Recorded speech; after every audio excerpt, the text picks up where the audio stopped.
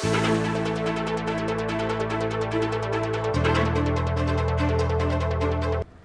sentro ning Pampanga at santungan daring ahensya ning gobyerno king Sentral Luzon, mabilis ing pamagdakal da rin tawang pong establishmento king syudad San Fernando. Kakaskup na lareng lugal keti lakwas ka ring business center ning syudad. Kalupa na mo ing southern part na niti nung no ka rin abe-abe pakapwesto yung lumang City Hall, Pisambang Maragul, Palengke at business establishments. Maragulya kanu epekto itiking trapiko king syudad, apanan daman dareng memalen king aldo-aldo rang pamibiyebye.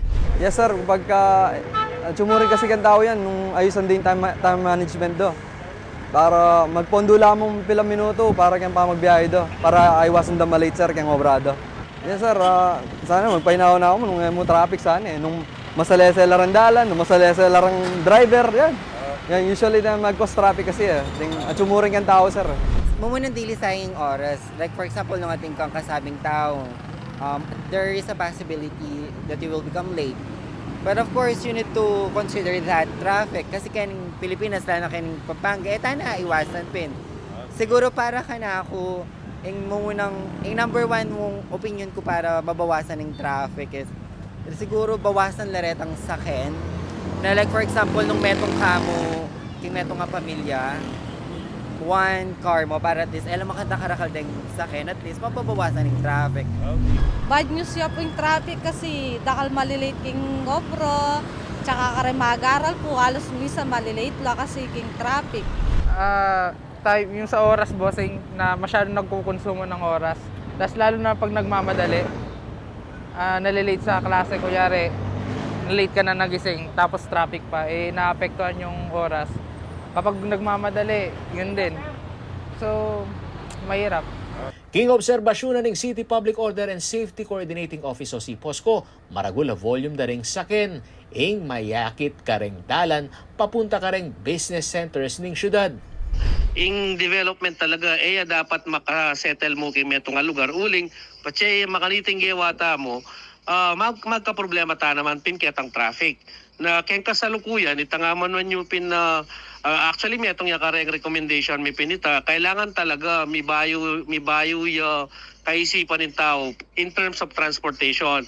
Makanano ito, kailangan na makapag-promote tamang mass transportation talaga.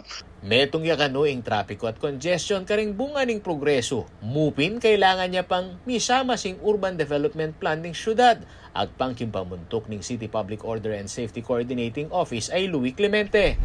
Anya sabi kong importante yung maplansya yung masalese itangawsan ng urban planning. Uling yan yung kasalukuyan idol ining southern part na ning City of San Fernando. Congested din talaga. Inisplika na namang Rene Romero, Direktor ng Pampanga Chamber of Commerce and Industry Incorporated, maragulyang epekto itiking ekonomiya, uling bababa ing productivity dareng tao at babagal ing business operations. Kagaya ng ginagawa sa Singapore, yung nucleus is the manufacturing. Pagkatapos yung second layer, yung recreational, tourism at saka palengke, no? Yung third layer will be the residences.